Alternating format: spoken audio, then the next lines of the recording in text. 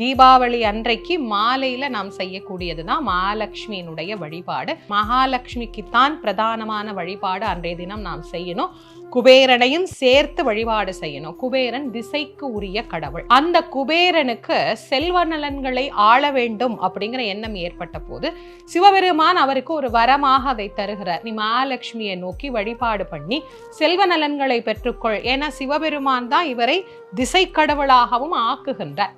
அப்போ சிவபெருமானுடைய வழிகாட்டுதலின்படி குபேரன் மகாலட்சுமியை பூஜை பண்ணி வழிபாடு பண்ணி செல்வ நலன்களுக்கு அதிபதியாக, அதாவது மகாலட்சுமி இன்னாருக்கு இதை கொடு அப்படின்னு சொல்லி கொடுக்கக்கூடிய அந்த செல்வத்தை அவருக்கு கொண்டு போய் சேர்க்கின்ற ஒரு கடவுளாக நமக்கு குபேரன் இந்த வரத்தை பெற்ற நாள் அப்படின்னா அது இந்த லக்ஷ்மி குபேர பூஜை அன்று, அதாவது தீபாவளி அன்றைக்கு மாலையில நாம் வழிபடக்கூடிய வழிபாடு.